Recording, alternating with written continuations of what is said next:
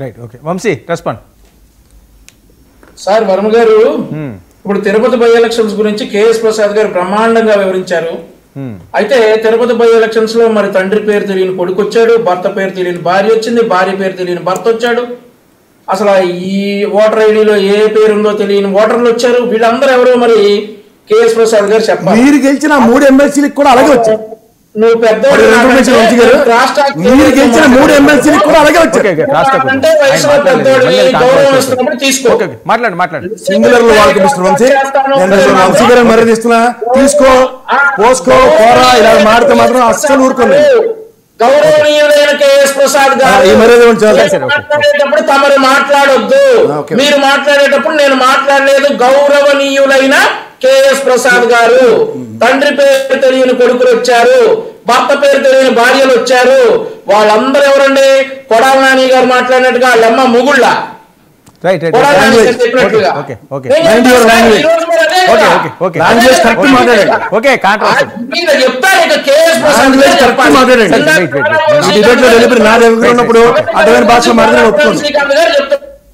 ఇందాక పగటి కళల గురించి ఒక ఛానల్లో కూర్చొని కన్నారు. 9వ తారీఖు బాగుందని ఒకళ్ళు అంటారు, లేదు 11వ తారీఖు బ్రహ్మాండం అని ఇంకొకళ్ళు అంటారు. వీటిని అంటారు పగటి కళ్ళు అని.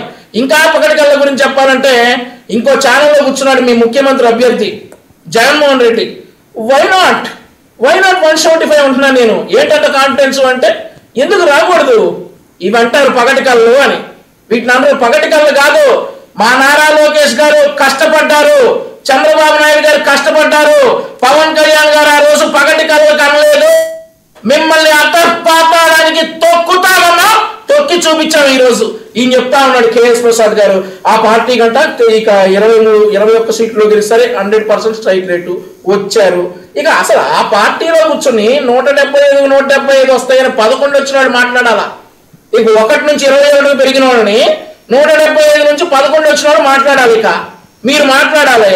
ఇక ఆ తర్వాత ఇందాక కేఎస్ ప్రసాద్ గారు ఫ్లోలో ఒక మాట అన్నారు, సార్ మా పార్టీ ఎలా కాదు అని అన్నారు. అంటే ఈయన విశ్లేషకుల్లో రాలా, ఆ పార్టీ అధికార ప్రతినిధిగా వచ్చాడు. మా పార్టీ ఎలా కాదు అని చెప్పేసి ఫ్లోలో అనేశారు. ఈయన విశ్లేషకుల్లో రాలా, ఆ పార్టీ అధికార ప్రతినిధిగా వచ్చారు. ఎందుకు సార్ మరి విశ్లేషకుడిని వేస్తారు? వైసీపీ పెద్ద అధికార ప్రతినిధులు వేయాలి కదా మీరు. ఇక ఇవన్నీ చూసుకుంటే సరే లోకల్ వాళ్ళు. ఇంకో విషయం చెప్పాలి మీకు. పులివెందుల జెడ్పీటీసీ ఎలక్షన్స్ ముందు కూడా కేఎస్ ప్రసాద్ గారు రేపు పులివెందులో చూపిస్తారు ప్రజలేంటో. పులివెందులో పొడుస్తాం చేస్తామన్నారు. ఏమైంది సార్? డిపాజిట్లు కూడా రాలా.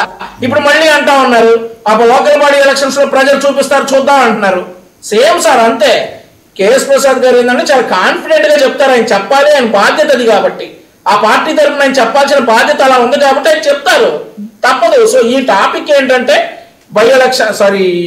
లోకల్ బాడీ ఎలక్షన్స్ మేము చెప్తా ఉన్నాం, గట్టిగా దెబ్బ కొట్టబోతా ఉన్నాం, గెలవబోతా ఉన్నాం. వైఎస్ఆర్ కాంగ్రెస్ పార్టీ అనే పార్టీ 20% పడిపోయింది అని నేను చెప్తా ఉన్నా. నా మాటకు నేను కట్టుబడి ఉన్నాను. ఎలక్షన్స్ జరిగిన తర్వాత మనం ఇదే డిబేట్ లో మళ్ళీ ఇదే కేఎస్ ప్రసాద్ గారితో, జ్వాలాపురం శ్రీకాంత్ గారితో, సుజాత గారితో మళ్ళీ మీరు డిబేట్ పెట్టండి. ఈ రోజుకి సార్ ఖచ్చితంగా మీరు ఒక విషయం గుర్తుపెట్టుకోవాలా. మేము 2024లో 175 సీట్లకి 164 గెలవటానికి కారణం ఈ రోజు ఒక చారిత్రాత్మకమైన రోజు వర్మ గారు. చంద్రబాబు నాయుడు గారు బెయిల్ మీద విడుదలై 2 సంవత్సరాలు ఈ రోజుకి.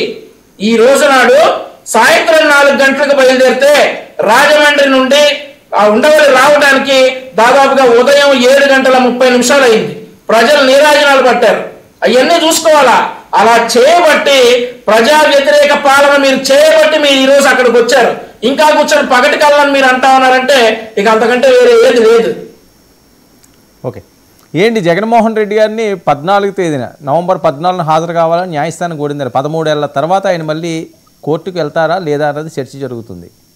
సార్ ఒక విషయం సార్, జగన్మోహన్ రెడ్డి గారు ఆల్మోస్ట్ 4422 రోజులుగా బెయిల్ మీద ఉన్న వ్యక్తి. మీరు ఈరోజు గూగుల్లో మీరు సెర్చ్ చేస్తే longest bail history in India అని కొడితే జగన్మోహన్ రెడ్డి గారు లాంగెస్ట్ బెయిల్. వీళ్ళు మళ్ళీ మమ్మల్ని అంటారు వ్యవస్థను మేనేజ్ చేస్తా ఉన్నారని చెప్పేసి. Longest bailed person in India Jaganmohan Reddy. 4422 రోజులు ఈ రోజుతో జగన్మోహన్ రెడ్డి గారు బెయిల్ మీద ఉండి. సరే లాస్ట్ 5 సంవత్సరాలు నేను ముఖ్యమంత్రిని, నేను కోర్టుకు వెళ్ళాలంటే నాకు అయ్యటం వస్తాయి, నేను పాలన బ్రహ్మాండంగా చేయాలి, నేను ఈ రకంగా పాలించాలి. ఒక్కరోజు పోయినా కానీ అదే రాష్ట్ర రాష్ట్రం 30-40 సంవత్సరాలు వెనకపోయిందని చెప్పి కబుర్లు చెప్పి ఇన్ని రోజులు కోర్టుకి వెళ్లకుండా వాయిదాల సార్. కనీసం ఆ కోడికత్తి సీన్ అనే క్యాండిడేట్ సార్ పాపం మా పార్టీ ఆఫీస్కి కూడా వచ్చాడు. జగన్మోహన్ రెడ్డి గారి కోర్టుకి వెళ్ళి సాక్ష్యం చెప్తే బెయిల్ వచ్చేది సార్ ఆ పర్సన్కి పాపం. అట్లాంటిది 5 సంవత్సరాలు నలిగిపోయాడు సార్ జైల్లో, మగ్గిపోయాడు 5 సంవత్సరాలు జైల్లో. ఒక్క అరగంట సేపు కోర్టుకు వచ్చి సాక్ష్యం చెప్తే బయటకు వచ్చేవాడు. సిబిఐ కోర్టు సంగతి తర్వాత, ముందు అసలు అతని వల్ల జైలుకి వెళ్ళినోడు 5 సంవత్సరాలు మగ్గిపోయాడు సార్ కోర్టులో, సార్ జైల్లో. సో అక్కడికి కోర్టుకు వెళ్ళలేదు. సో ఇప్పుడు ఇతను వచ్చేసి సరే నవంబర్ 14 వెళ్ళాలి కదా సార్, ఎవరైనా చట్టానికి అతీతులు కాదు కదా, ఎవరైనా కోర్టు ఆదేశాలను శిరసా వహించాలి కాబట్టి జగన్మోహన్ రెడ్డి గారు కూడా కోర్టుకు వెళ్ళాలి. ఆంధ్రప్రదేశ్ రాష్ట్ర పౌరుడిగా మా మాజీ ముఖ్యమంత్రి కోర్టు